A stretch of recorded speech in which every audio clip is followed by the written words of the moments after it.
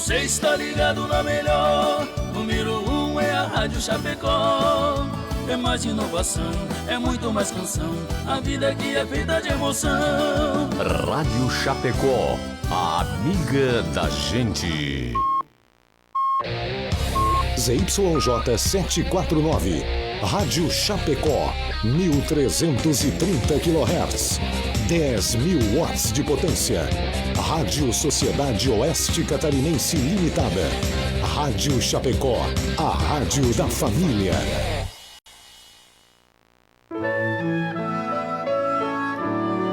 Agora, na Rádio Chapecó, Hora Espírita. Um programa sob responsabilidade das Casas Espíritas de Chapecó. Hora Espírita. Diálogos e esclarecimentos à luz da doutrina espírita.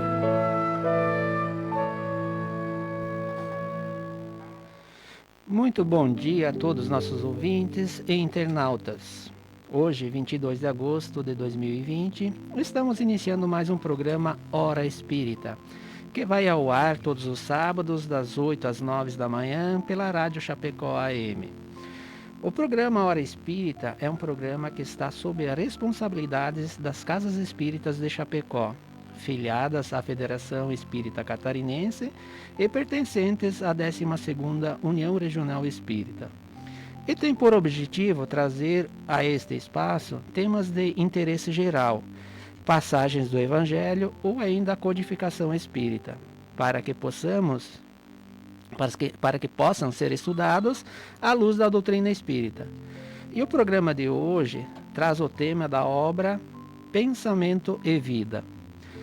Nós já estamos ao vivo no Facebook da Rádio Chapecó e você está convidado a participar conosco, enviando a sua pergunta ou encaminhando a sua colaboração através da live do Facebook da Rádio Chapecó, onde você pode ouvir este programa e assisti-lo também.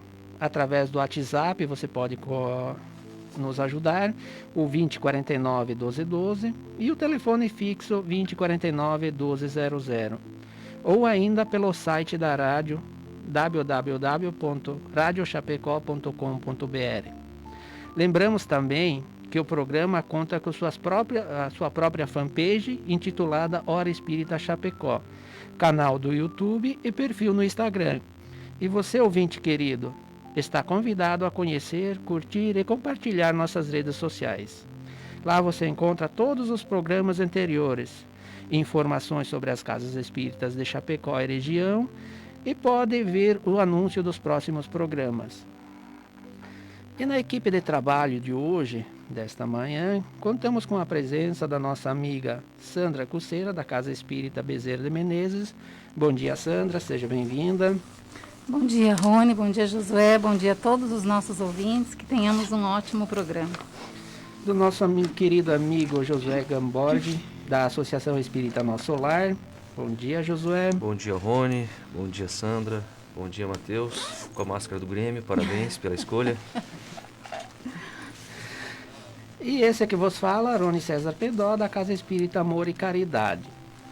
Antes de darmos início à nossa conversa de hoje, queremos registrar nosso agradecimento àqueles que, de forma voluntária e anônima, contribuem para que esse programa possa ir ao ar todas as semanas, bem como os nossos patrocinadores, pelos quais pedimos licença para ouvirmos o seu recado, a Escala Construtora e a Imobiliária Nossa Casa.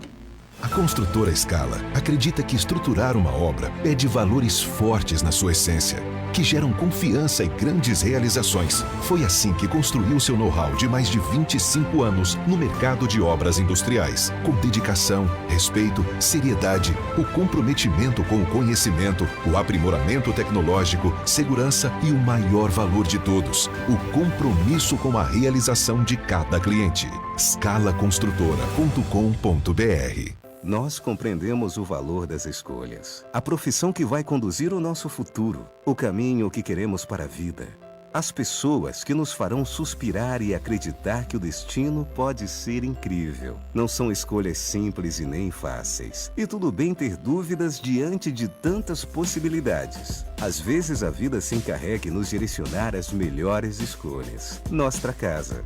a maior diversidade de imóveis para alocação de Chapecó. Tendo alcançado quase 3 anos no ar, nosso programa começa a estabelecer algumas diretrizes na abordagem de seus temas. Considerando o caráter de agente promotor de reflexões que podem conduzir à transformação do indivíduo, passamos a abordar com constância, as parábolas de Jesus, e isso também se verificará com o livro espírita. Neste sentido, convidamos o ouvinte a buscar os programas dos dias 21/9 de 2019 e no programa do dia 25/4 de 2020, que tratam respectivamente da obra O Livro Espírita e a obra de Paulo e Estevão. Lembrando que esses programas estão lá na página do Facebook da Hora Espírita Chapecó ou no canal do YouTube Hora Espírita Chapecó. Pode ir lá rever todos os nossos programas já anteriores.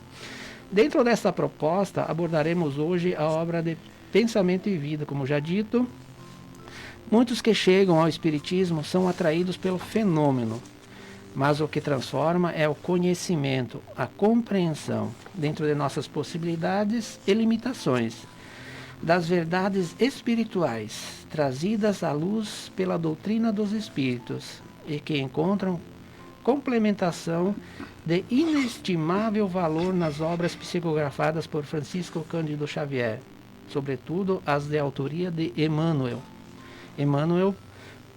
Lembrando que Emmanuel é o mentor de Chico Xavier.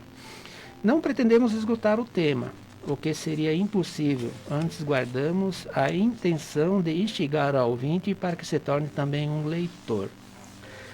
Para iniciarmos o nosso bate-papo de hoje, falando sobre a obra Pensamento e Vida, talvez muitos não conhecem essa obra, daí precisamos apresentá-la. Eu convido a Sandra para nos apresentar essa obra. Então, meus amigos, essa obra intitula-se Pensamento e Vida e ela teve a sua primeira edição em 1958. O autor espiritual é Emmanuel, através da psicografia de Francisco Cândido Xavier. Como o nosso público que nos ouve, ele é um público bastante eclético, e no meio espírita, se falando em Chico Xavier e Emmanuel, as pessoas já fazem a conexão de quem são. Mas, em respeito àqueles que não têm essa frequência e esse conhecimento, a gente vai falar brevemente a respeito de cada um deles.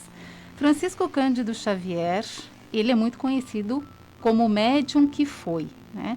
Mas indiscutivelmente ele é um dos maiores apóstolos dos tempos modernos que o Cristo já teve. Certa vez eu ouvi de um expositor espírita essa definição de que Chico seria a pedra fundamental da estrutura complementar da doutrina espírita. E eu nunca mais tirei isso da cabeça, nunca mais me saiu, porque de fato a quantidade de revelações complementares à doutrina espírita que nós colhemos nas obras de Francisco Cândido Xavier, que é uma lavra de mais de 400 livros, todo sobre orientação de Emmanuel, é algo realmente que merece a nossa atenção. E não apenas foi um médium de faculdades extraordinárias, mas também cuja obra foi endossada pela própria vida, que foi pautada nos princípios cristãos e na mais desinteressada caridade. Tanto que, embora sua mediunidade possa encontrar desconfiança em algumas crenças, no quesito da avaliação da sua obra, ele é um consenso entre todas as pessoas de todas as correntes religiosas. Porque realmente a obra de Chico, a vida dele, foi um apostolado de amor. E Emmanuel, quem é? Emmanuel, como o Rony já comentou e a gente antecipou, é o coordenador de toda essa obra psicográfica. O que é um coordenador? Ele não apenas ditava, como ditou vários livros a Chico, como também ele fazia a orientação, a escolha dos espíritos que viriam psicografar. O prefácio de muitas das obras é do Chico Xavier. E nessa sua lide no plano espiritual, como benfeitor, ele tem se dedicado ao estudo, à interpretação e à divulgação do Evangelho do Cristo. Então, esses são os autores. E qual a proposta do livro? Em se falando, né, nessa apresentação, para que o ouvinte saiba qual o conteúdo, do que a gente vai falar. Emmanuel nos traz, logo no prefácio dessa obra, a informação de que no plano espiritual existe uma cartilha falada, que é uma espécie de curso ou orientação que os espíritos que estão a caminho do berço, ou seja, preparando-se para reencarnar, recebem. E então, o que foi que aconteceu? Os espíritos fizeram um esforço de adaptar essa cartilha para reencarnar, para que nós outros aqui na Terra pudéssemos relembrar aquelas coisas que no plano espiritual nós recebemos. E, de fato, quem pega a obra, e aí eu ressalto a fala do Rony inicialmente, que a maioria das pessoas chega à doutrina espírita realmente buscando o fenômeno, aquilo que é miraculoso, né, que é extraordinário. E a gente esquece que aquilo que realmente transforma as vidas é o conhecimento que a gente possa adquirir e adaptar as nossas vidas e passar a vivenciar aquilo. Isso a gente encontra nos livros, quem transforma são os livros. Então, se esse livro é uma cartilha que a gente estuda no plano espiritual antes de vir, nada mais óbvio ou mais claro, né, que mais faça sentido do que a gente retomar essa cartilha e relembrar aquilo, para que a gente realmente possa colocar em prática. E a gente vai ver ao longo do programa que a base de tudo isso é o pensamento. É aquilo que a gente gera de dentro para fora, porque dali vai nascer toda a luz ou toda a treva com que a gente vai construir a nossa encarnação. Nesse esforço de compreensão, precisamos pacificar e entender o conceito que Emmanuel nos traz sobre o pensamento, pois, como dissemos, é a base de onde se assenta toda a obra. Josué, como o autor define o pensamento? Então, Rony, Emmanuel nos traz uma linha de raciocínio em relação ao pensamento que é bem interessante que nós compreendamos. Ele diz: o pensamento ele nasce da mente, mas a mente não significa exclusivamente cognição. A mente é o conjunto de todo tipo de manifestação anímica do espírito, emoção e cognição, ou seja, o pensamento contempla, não é? O aspecto intelectual e também o aspecto emocional. Dizendo Emmanuel, o coração lhe é face e o cérebro é o centro das suas ondulações, girando a força do pensamento que tudo move. Isso referindo-se à mente. O coração lhe é face, ou seja, o coração é a face da mente e o cérebro é o centro das suas ondulações, girando a força do pensamento. Um aspecto interessante, não é? Quando ele diz a força do pensamento. Nós vamos entender que o pensamento ele tem uma força e um poder determinante nas nossas vidas, inclusive no nosso processo de saúde e doença, como nós abordaremos no desenrolar da obra.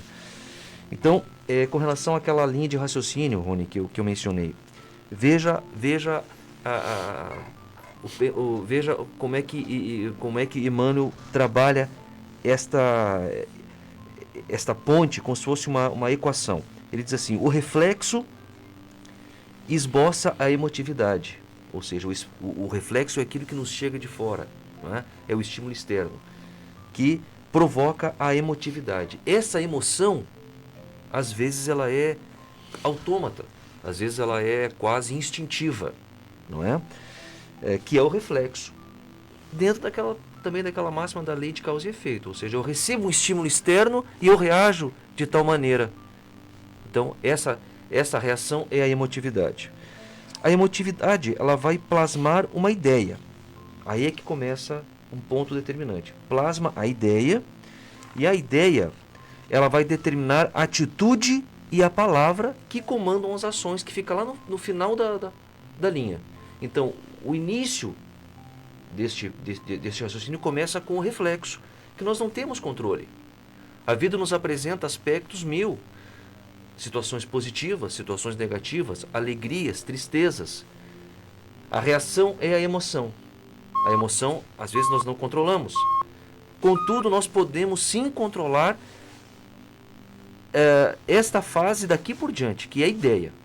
Ideia que se traduz em atitude, palavra e ações.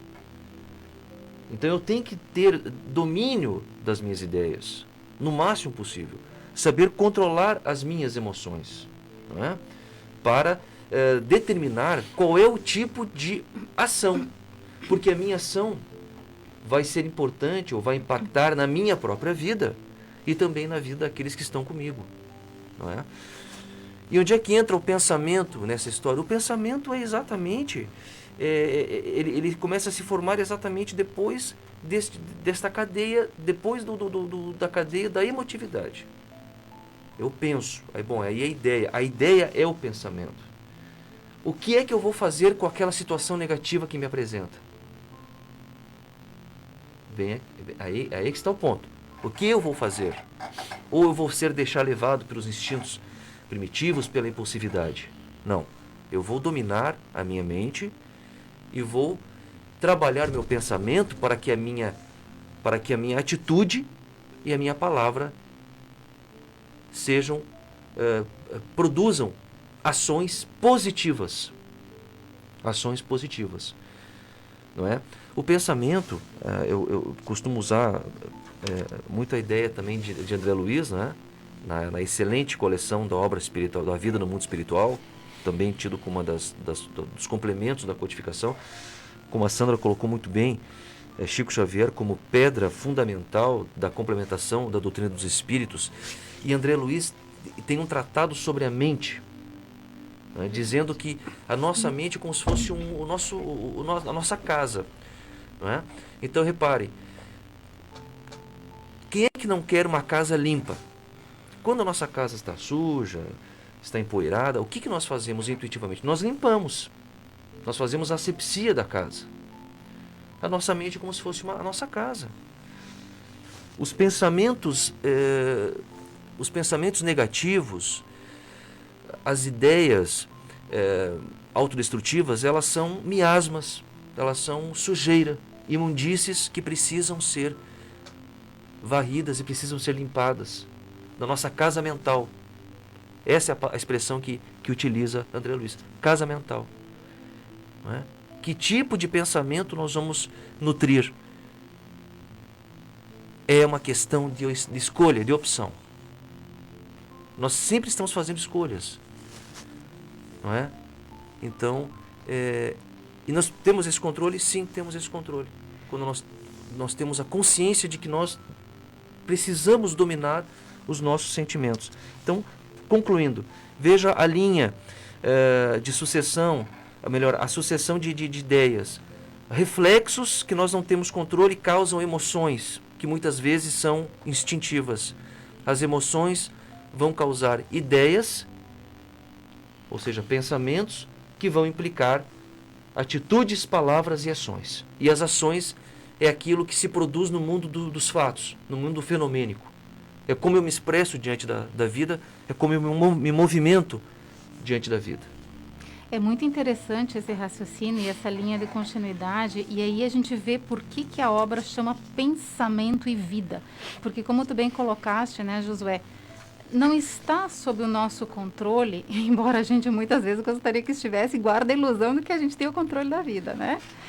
A gente não está sob o nosso controle aquilo que a gente vai receber da vida, que pode ser saúde, pode ser doença, né? Pode ser alegria, pode ser tristeza, né? Pode ser uma expectativa que foi alcançada, pode ser uma frustração. E aí a gente reage, como tu falaste, vem aquela emoção que nasce daquilo. E a gente vê aí a importância do sentimento, porque a gente costuma pensar, desconectar, importantíssima essa questão, né? Pensamento de sentimento, e não. Eles estão atrelados, né?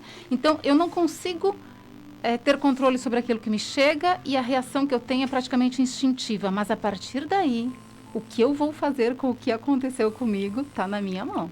É. Né? E aí Emmanuel desenvolve tudo isso na obra. E também essas questões, não é, Sandra? E do que nos chega. O exemplo mais prático é exatamente a vida de relação. Às vezes uma pessoa que nos fere, nós não estamos esperando aquilo. Uma reação que a gente não imagina. Né? Alguém que nos agride, sem que nos pegando de surpresa muitas vezes. Uma traição de um amigo. Nós não temos controle sobre isso. E também aquilo que nós geramos no outro, não só naquilo que nós recebemos, mas aquilo que nós também geramos em relação ao outro. Né? É um exemplo prático, é a vida cotidiana, é a vida de relação. Na Por casa. Por isso cartilha, né, Josué? Essa palavra faz muito sentido para mim, é uma cartilha. Se a gente vê como que a coisa funciona, a gente começa a prestar mais atenção. Veio o reflexo, eu reagi. Aí já acende aquela luzinha, como que eu vou lidar com essa situação? Ou então eu estou diante de alguém e eu posso imprimir naquela pessoa um reflexo que vai gerar uma emoção negativa. E eu já me contenho antes de falar. Então, olhem só a importância da gente prestar atenção nesses conceitos. E o exemplo talvez mais importante seja no convívio no lar, na relação a dois. Tem dias que o companheiro ou a companheira não está nos melhores dias, não é? E às vezes... Às vezes nós, né, José? Então, mas às vezes um acorda assim meio de bom humor, não está num bom dia e recebe do outro, aquele que está mais tranquilo, recebe do outro um dardo envenenado, por assim dizer, não é? Ora, eu tenho duas opções. A minha reação pode ser uma reação de tolerância, olha, eu sei que hoje ele ou ela não está muito bem, então eu não vou discutir. Eu vou deixar para outra hora, não é? Eu finjo que não é nada, eu concordo, você está certo, meu bem. Você está certa, você está certo, tudo bem e tal, muda de assunto. Essa é uma atitude. A segunda atitude seria atitude belicosa. Não. Como eu sou orgulhoso, eu não guardo desaforo. Não levo desaforos para casa, não. Então eu tenho que ir para o combate. A gente sabe qual vai ser o resultado, não é? Aí que está o ponto. Nós temos esse controle. Dentro de tudo isso, né, falando no contexto geral, mas se nós trazemos para o indivíduo só, o pensamento ele gera uma energia. E essa energia depende do nosso pensamento, né? Então, e essa energia se espalha pelo corpo inteiro e nos traz a saúde ou a doença. Então, o pensamento constrói, que nem você falou, tudo isso. E gera essa energia e espalha. Se eu levar pensar coisas boas, automaticamente eu vou estar espalhando coisas boas, né? Se eu estiver pensando coisas ruins, o que eu vou espalhar?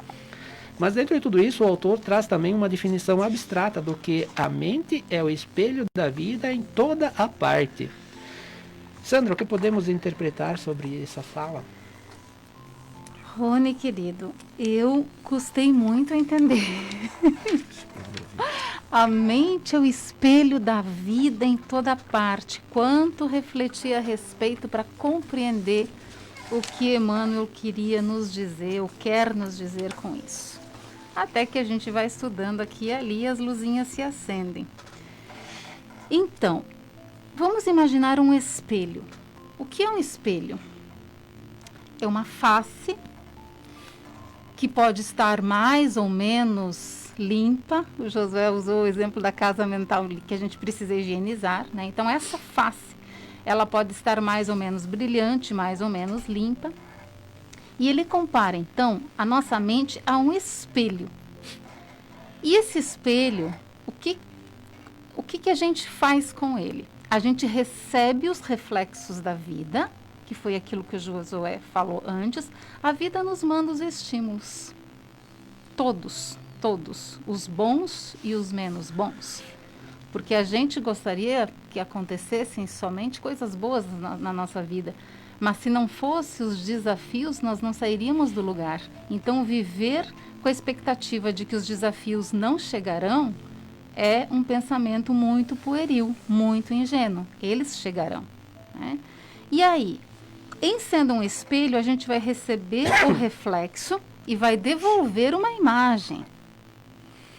Que imagem a gente vai devolver?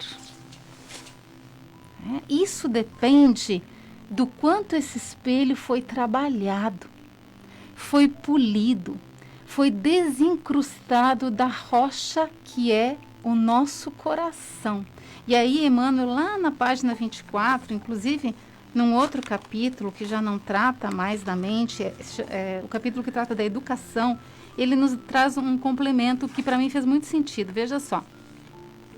Esse espelho, entretanto, jaz mais ou menos prisioneiro nas sombras espessas da ignorância, à maneira de pedra valiosa incrustada no cascalho da furna ou nas anfructuosidades do precipício, ou seja, no âmago da nossa alma. Para que retrate a irradiação celeste, ou seja, para que nós correspondamos à vontade de Deus nessa nossa devolutiva da vida, né? E lance de si mesmo o próprio brilho, é indispensável se desentrance das trevas, que a gente trabalhe esse nosso cristal, esse nosso conteúdo interno, para que essa nossa aquarela que vai pintar as cores do mundo não seja preto e branco, não seja cinza, mas que nós possamos realmente ver a vida com todo o colorido que ela tem, inclusive nas coisas que não são tão boas, né? À custa do esmeril do trabalho. Que aí vem, né, a educação, o trabalho, o nosso esforço, a vontade. Então, nós podemos compreender desta forma. E aí a coisa faz muito sentido para a gente. E um outro raciocínio que eu fiz também é o seguinte. Esse espelho, ele também corresponde ao nível de despertar da nossa consciência. Eu penso assim, ó, que quanto mais a nossa consciência está desperta, o nosso espelho passa a ser a face polida e brilhante, que abarca a compreensão da vida. É como se nós estivéssemos assim, ó. Sabe quando a gente entra naquelas casas de parque de diversões e que tem aquela sala cheia de espelhos? Quanto mais espelhos, mais ângulos a gente consegue ver do mesmo ambiente. Então, quando a nossa consciência está desperta, é como a gente tivesse esse cristal multifacetário e a gente consegue abarcar uma parte da realidade, uma porção, digamos assim, muito maior do que quando a gente ainda está muito restrito, com a consciência ainda muito latente, né, dormitando, afogados na carne, é uma expressão que Emmanuel usa, que eu gosto muito, né, preocupados ali com as coisas mais densas, mais materiais, mais do dia a dia, não que elas não sejam importantes, mas quando a gente está fazendo delas um fim e não um meio, né? É disso que a gente está querendo dizer. Enfim, por aí a gente vai vendo assim que o céu e o inferno somos nós que construímos. A gente pode receber coisas muito ruins, mas ressignificar isso e devolver com uma atitude de esperança e até de gratidão, porque a partir dali a gente vai se melhorar. Acho que isso Perfeito. faz algum sentido, Não, né? total sentido. É um raciocínio profundo, não é, Sandra? Mas é justamente essa a nossa ideia. Fugir da superficialidade, muitas vezes. O nosso programa faz esse convite a isso, não é? E também convida o leitor a continuar esse pensamento, não é? E uma máxima também que eu gosto muito da doutrina dos espíritos é o seguinte: o espiritismo, ele desperta o ser consciente. O que é o ser consciente? É o indivíduo assumindo a responsabilidade sobre a própria vida, deixando aquele hábito velho, antigo, de terceirizar os problemas. A minha vida é assim porque, usando a expressão de Kardec, por causa do azar, da má estrela, né? Ele fala, mas é um azar, é o acaso. Não é o acaso. A minha condição psíquica, a minha luz ou a minha treva, sou eu que determino. Vamos parar de terceirizar os problemas e vamos fazer um mergulho para dentro de nós mesmos, no autoconhecimento, verificando, olha, acho que aquela nuvenzinha trevosa, né, que nos desenhos infantis a gente vê, né, aquele personagem que está sendo de mau humor, aquela nuvenzinha com os raios, relâmpagos ali, aquela nuvem quem produz sou eu. não são os outros. É a ambiência espiritual que o Rony estava falando. Exato, quer dizer, como é que está o meu pensamento? Nós vamos tratar disso mais adiante. Lembrando a você que está acompanhando o programa Hora Espírita pela Rádio Chapecó AM ou na live do Facebook. Escolha o canal, o Facebook, o WhatsApp 2049 1212 ou pelo telefone fixo 2049 1200.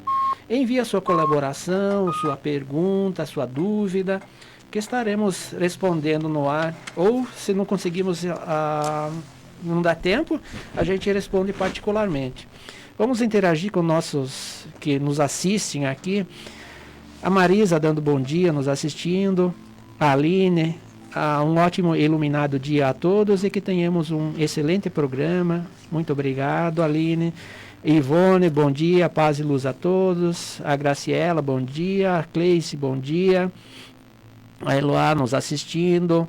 O Carlos dando bom dia. O Josué nos assistindo. A Giovana, bom dia. A Samara, bom dia. A Zuleide, bom dia com muita luz. A Aline, bom dia. A Tânia, bom dia. A Adriana dando bom dia também. A Madianita, bom dia. A Janete nos assistindo. A Mona Lisa nos assistindo. A Lia colaborando aqui, ó. É o que determina a civilização, o domínio do primitivismo. A Suneli, o Ayrton também colaborando, bom dia. Na programação neurolinguística, estudamos que somos viciados nas nossas emoções. Excelente reflexão. O Marcelo dando bom dia a nós, excelente programa, profundas reflexões, um ótimo final de semana a todos. A Sandra, bom dia. O Rafael nos assistindo. A Sandra também dizendo Vero. Fábio, bom dia, um ótimo programa. Vitemar também dando bom dia. Josué, mas então basta mudarmos o pensamento para que todos os nossos problemas acabem? Que bom que fosse, se fosse assim, né? Que ilusão bom, né? Seria, não é? Mas repare, há algumas coisas que nós não podemos mudar. Por exemplo, as leis imutáveis, as leis naturais, as leis da física, a lei da gravidade, a lei de causa e efeito, trazendo para a nossa filosofia a lei de reencarnação, a lei de progresso, a lei de destruição, são leis. A gente não pode determinar porque são leis divinas, não é? Isso o nosso pensamento não tem o condão de modificar. Mas nós podemos transformar a nós mesmos diante de situações menos felizes. Porque, repare, quando tudo está bem, Sandra, nós estamos felizes. Quando tudo é festa, quando há saúde, abundância, quando não há crises de qualquer matiz, tudo está bem. Quando tudo está bem, nós estamos distraídos. Nós passamos distraídos pela vida. O que nos impele, o que nos provoca a mudanças íntimas, são exatamente as situações de dificuldade, de sofrimento, de aflição e de angústia. E aí entra a ideia de resignação. Como é que o pensamento vai me ajudar nesse processo? O pensamento é determinante. O pensamento vai ajudar, vai nos auxiliar a lidar com a dificuldade, com as aflições, fazendo com que nós busquemos algo novo dentro de nós mesmos, diante do processo aflitivo. Então eu tenho, mais uma vez, duas escolhas, né, trazendo uma ideia de dualismo. Duas escolhas. Ou eu adoto a postura uma postura do coitadismo, né, do coitadinho de mim, do vitimismo. Que é bem comum. É muito comum. O vitimismo, pobre de mim. E eu passo a vampirizar as pessoas, a sugar a energia das pessoas num processo ou numa conduta de exigir vítima. Solução, né? Exato, do outro. De vítima. E aí eu me acomodo. Eu me acomodo diante do problema. Porque, na realidade, o vitimismo, sempre é comentado que o vitimismo ela é a bengala, a muleta, né, do egoísta, né? Exato. Porque o egoísta só quer tudo para ele. E quando ele não consegue o que ele quer, ele acha um argumento, ele se vitimiza e usa essa bengala para que todos dêem atenção a ele. Perfeito. Né? É uma maneira de chamar atenção. Essa seria a primeira opção. Uma opção egoísta, como falou o Rony.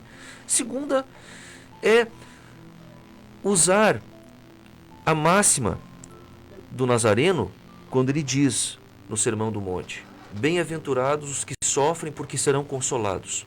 Buscar a consolação. Ter uma postura digna diante da vida, quando a vida nos oferece o sofrimento, a aflição, a angústia, que, diferentemente de um castigo, é processo pedagógico para o espírito. Então, o meu pensamento vai ser determinante. Qual atitude eu vou ter diante da vida, qual ideia, qual palavra, vai ser determinado pelo meu pensamento, pela qualidade do pensamento. Essa é a resignação. Resignação não é assumir uma postura de vitimismo ou de inércia, não. É movimento, é ação. Quando Jesus diz, vinde a mim, aqueles que sofrem, ele faz um convite, olha, tu estás num momento de dificuldade, te levanta, venha comigo. Né? Força, coragem. A mensagem do Evangelho é uma mensagem de encorajamento. E encorajamento é mudar a nossa própria qualidade, né, desse pensamento, dessas ideias. E aí também Emmanuel nos diz, mas o que precisa para isso? Uma palavra-chave, que é vontade, né, Sandra? Nós queremos mudar? Ou está bom assim? Ou será que não é mais interessante eu ficar numa postura de vítima diante da vida, atraindo o amor das pessoas mediante uma postura de vitimismo e de coitadismo? Não é? Ou eu tenho vontade de mudar? E aí, meus caros, me ocorreu uma pergunta que Kardec faz à equipe espiritual no Livro dos Espíritos, a questão 909.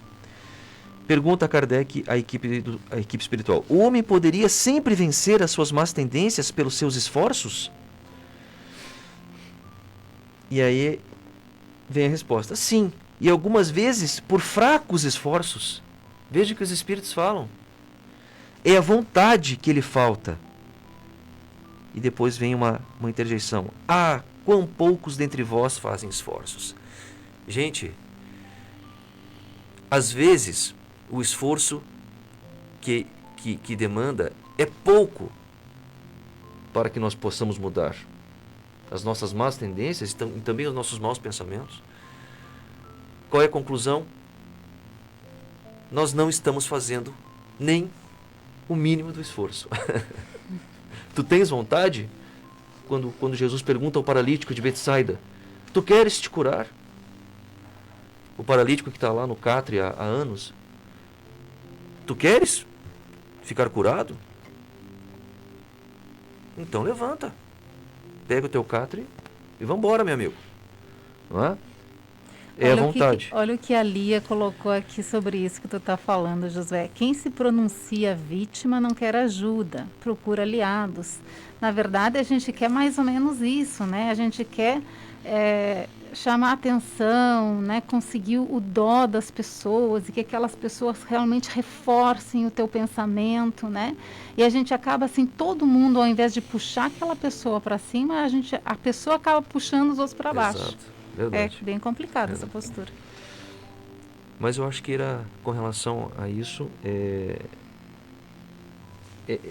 esse era o raciocínio que eu queria apresentar e trazer essa questão também do Livro dos Espíritos, fazendo sempre a ponte, né, Sandra? Na obra da codificação. Isso, excelente, porque a gente vai vendo que é um mosaico.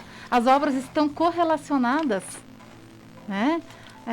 A gente aqui está falando de pensamento e vida, mas a gente vai buscar o Livro dos Espíritos e tem complementação, e a gente vai buscar a série Fonte Viva, tem complementação. né? Então é bom que a gente vai fazendo essa garimpagem nos livros e vai formando um desenho maravilhoso, juntando essas pecinhas. Verdade. E sempre parte da vontade, né? E essa é a questão que nem você falou, Josué. E para ter vontade, precisa sempre dar o primeiro passo. Eu vi um desenho esses dias atrás na internet muito interessante a respeito disso, né? Que para você dar, a gente fala que sempre é uma escada, você vai subindo conforme a tua evolução, né? E esse desenho tinha a escada normal, só que o primeiro degrau, ele dava uns 2,5 metros de altura. Então, mais difícil. Essa diferença é a dificuldade que nós colocamos, não que encontramos, né? Nós colocamos isso para dar o primeiro passo. Então, a ilusão do tamanho do primeiro degrau, não a altura que ele realmente tem. Exatamente. Então, esse primeiro passo que é o mais dificultoso. Para depois, aí nós já saímos do automático e começamos a evolução. E falando em vontade, o autor traz no 2º capítulo dessa obra maravilhosa, né? E eu convido a Sandra para que nos fale um pouquinho da vontade. Ela é tão importante que é um capítulo à parte na cartilha da reencarnação, né? Ó, vão para lá e acionem esse botãozinho da vontade, senão as coisas não acontecem. E aí eu quero puxar, inclusive, essa fala, essa contribuição que o Ayrton nos traz aqui no chat. Ele diz assim, que na programação neurolinguística estudamos que somos viciados nas nossas emoções. Isso é tão importante, tão verdade, que é um capítulo na obra que nós estamos estudando, denominado Hábito, que fala exatamente disso. Porque a dificuldade da gente mudar o nosso pensar, ela não se encontra somente na nossa vida presente e nessa viciação dos nossos hábitos desta encarnação. Porque nós somos o conjunto de muitas encarnações e da associação que fizemos com muitas mentes que nos acompanharam ao longo dessas encarnações. Então, há modo de agir que são condicionamentos que estão enraizados profundamente. É como se nós estivéssemos enrolados em uma teia secular. Então, nós estamos falando de romper esses grilhões, de romper essas algemas. Por isso que não é tão simples, porque muitas vezes a gente até entende. A gente entende, eu preciso mudar de atitude, eu preciso mudar o meu pensamento, eu preciso mudar o meu sentir, mas a gente terminou de falar, saiu daquele encontro ou daquela leitura que chegamos a essa conclusão e a gente sai do lugar onde a gente está e já tropeça. Já encontra aquela pessoa que a gente tem dificuldade e já cai de novo no ciclo vicioso, porque aquilo muitas vezes não é só dessa encarnação. Aquilo tem raízes muito profundas. E é por isso que a vontade é determinante.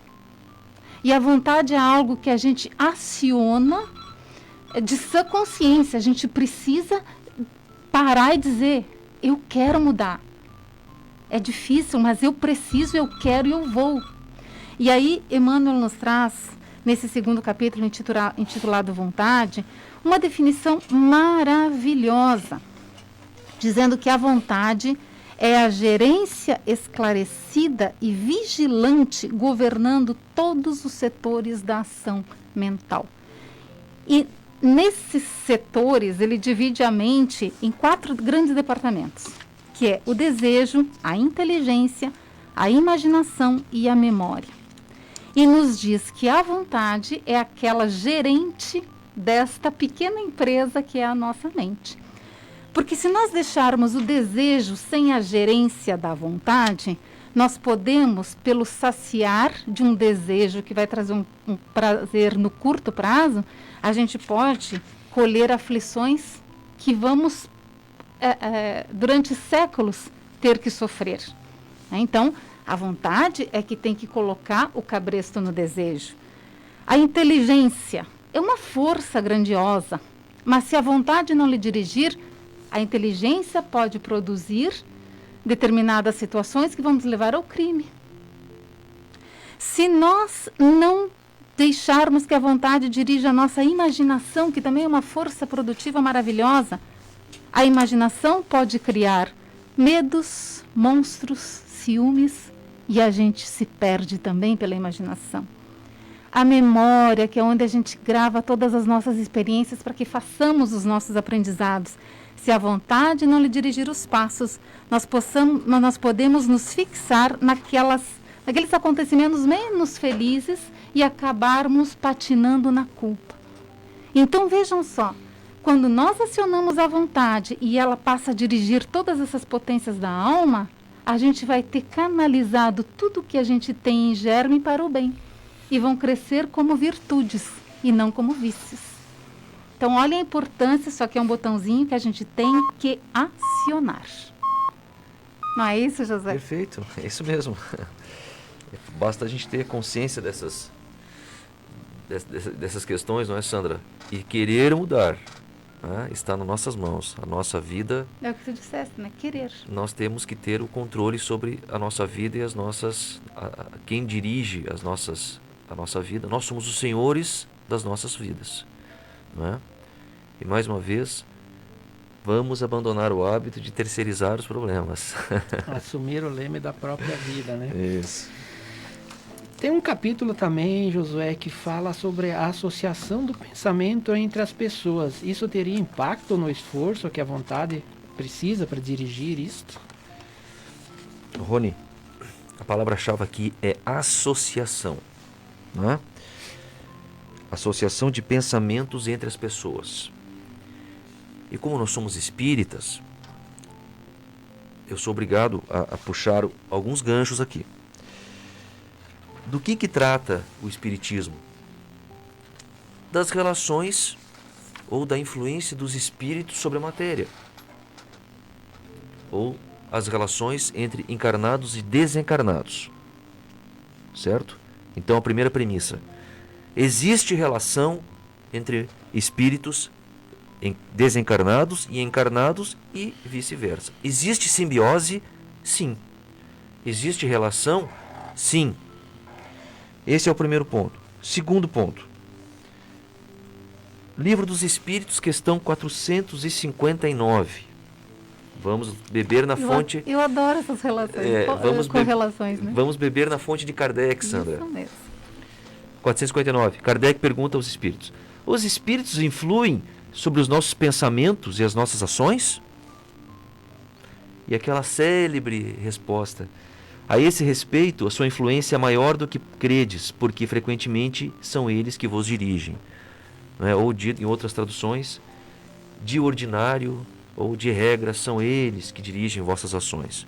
Não quer dizer aqui, os espíritos não querem dizer que nós somos títeres ou marionetes dos espíritos, mas que eles influenciam sim em nossas ações de maneira efetiva. Não é? Mas lembrando sempre que não vamos dar a culpa aos espíritos. Não, também, perfeito, né? não, perfeito. Por causa aí do nosso tá. livre-arbítrio. Bom, né? aí é o grande X da questão.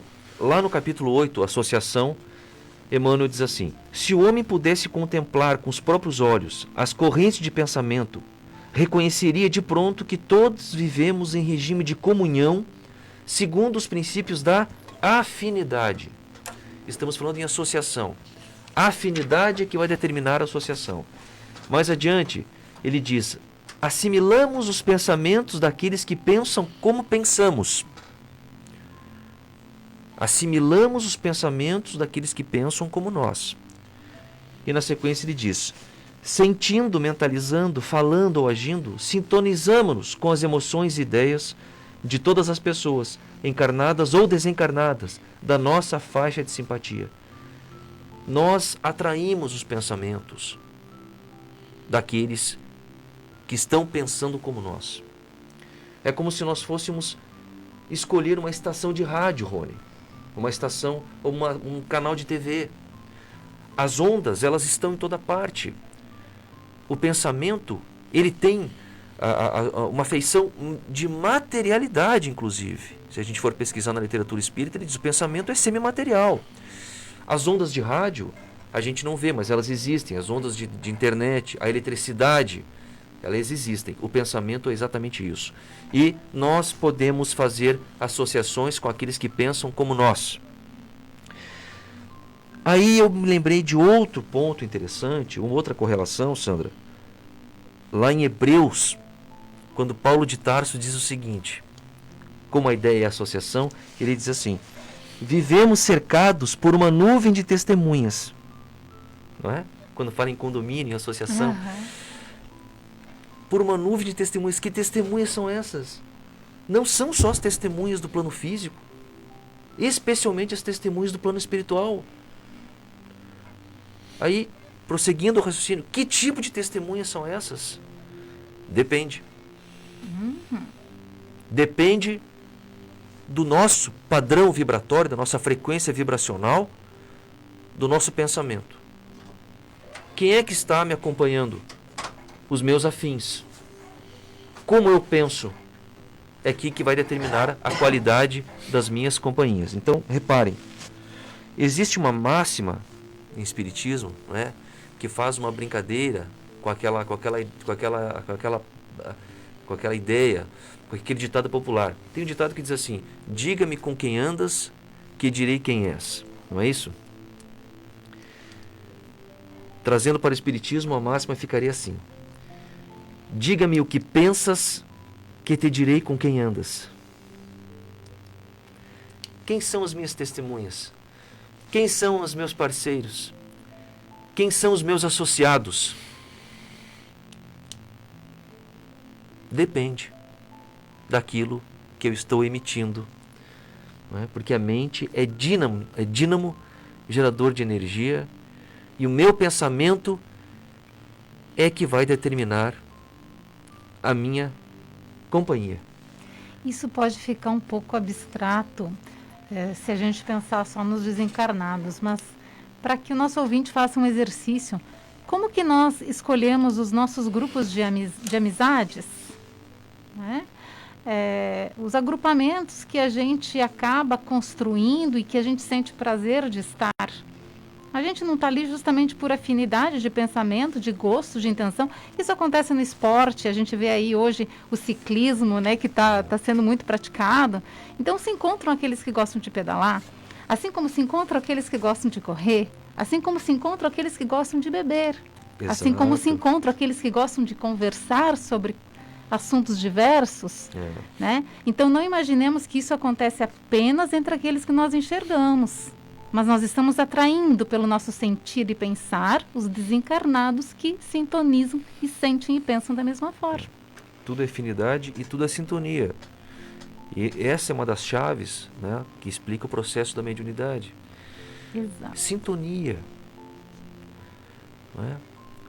Os espíritos de escola, os grandes benfeitores, eles vão procurar intermediários ou, vamos dizer, entre aspas, aparelhos, né, que são os médiuns, que têm condições de captar aquela mensagem ou aquela energia de alta frequência.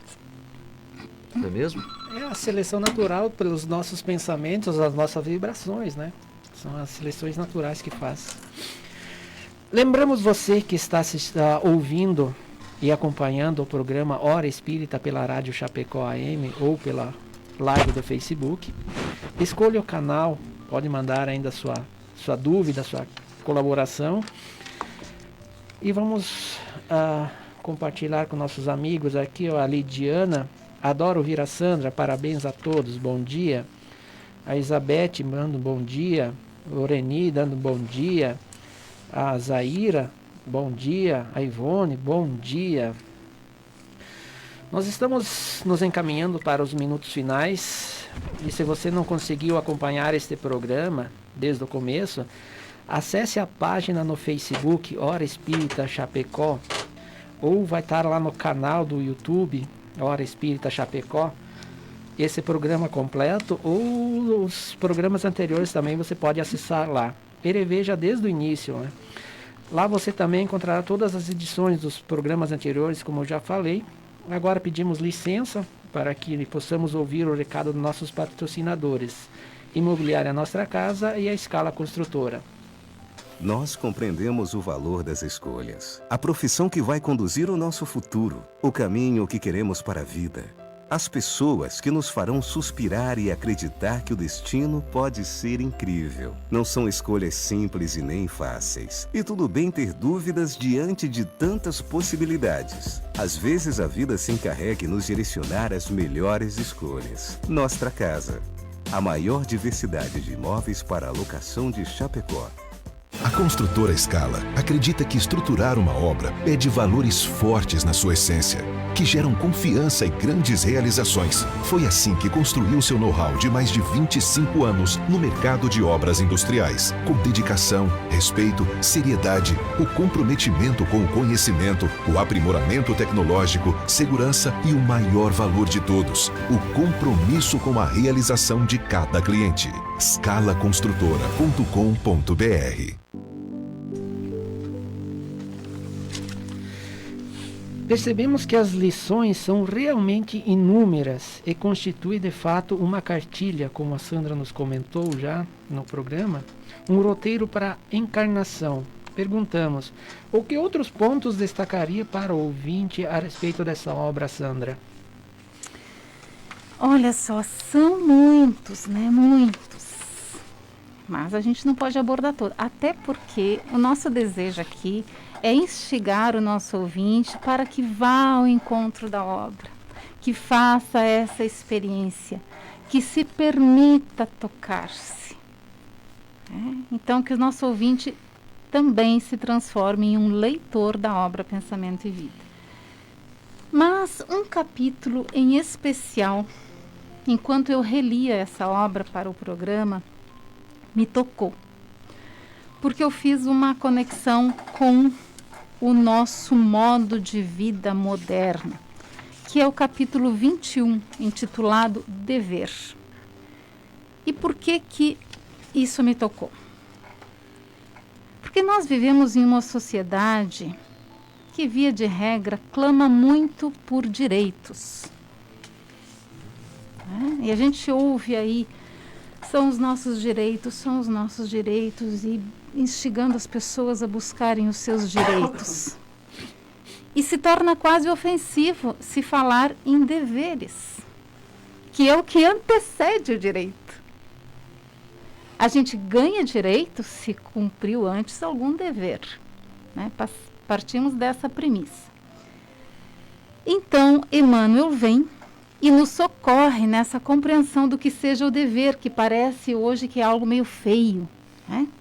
Então, Emmanuel nos diz assim: o dever define a submissão que nos cabe a certos princípios estabelecidos como leis pela sabedoria divina, para o desenvolvimento de nossas faculdades. Então a gente começa a entender que é na obediência a essas leis que caracterizam o cumprimento do dever que nós desenvolveremos as nossas potencialidades, mais ou menos protegidos da vaidade, vejam só, que nos leva a pensar que merecemos alguma deferência, deferência no serviço alheio, ou seja, nós temos que ser servidos para depois pensarmos em servir. A gente encontra esse pensamento muito, né? Antes que a gente possa oferecer a nossa cota de distribuição, e é exatamente o contrário. E aí a gente também vai fazer uma correlação com o capítulo 8 da obra Fonte Viva, em que Emmanuel novamente aborda o dever.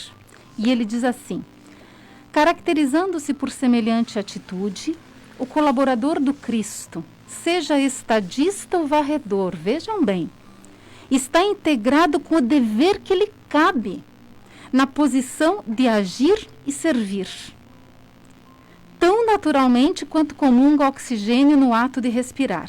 E aí ele dá alguns exemplos. Se dirige, não espera que outros lhe recordem os empreendimentos que lhe competem. Se obedece, não reclama instruções reiteradas, não espera que alguém vá lá lhe dizer o que ele precisa fazer. Não exige que o governo do seu distrito lhe mande adubar a horta. E nem aguarda decretos para instruir-se ou melhorar-se. Então a gente passa a entender esse outro conceito que nesse mesmo capítulo de Fonte Viva ele nos traz. A liberdade, ensinou-nos o Mestre, não a liberdade que explode das nossas paixões indomesticadas, que via de regra é o que a gente busca, mas a que verte sublime do cativeiro consciente às nossas obrigações diante do Pai Excelso. Cumprir dever não é rebaixar-se a ninguém, é simplesmente estar consciente que diante do Pai nós temos obrigações e diante dos nossos semelhantes. E para finalizar, porque a gente já se alonga, eu chamo a atenção que a obra começa com pensamento e termina com amor. É o último capítulo, nos mostrando que são as duas asas que nos elevarão a Deus. Perfeito. E esse capítulo encerra com chave de ouro, coroando toda essa cartilha com aquilo que nós devemos lembrar enquanto encarnados. Fica o convite a todos os nossos ouvintes que queiram conhecer profundamente essa obra, que pode encontrar nas casas espíritas, na biblioteca, né? Tanto quanto outras obras também, que a doutrina espírita é muito vasta dentro disso tudo. Chegamos ao final de mais um programa Hora Espírita. Agradecemos a audiência dos amigos, de todos os nossos ouvintes, da Sandra, do José, que hoje colaboraram conosco. Bom final de semana a todos. Josué, Sandra. Bom final de semana, obrigado a todos, obrigado aos ouvintes. Obrigada a todos que nos ouviram, excelente final de semana a todos. Agradecemos também a operação técnica da Rádio Chapecó e desejamos a todos um ótimo dia e um excelente final de semana. Um forte abraço e fique com Deus. Você ouviu pela Rádio Chapecó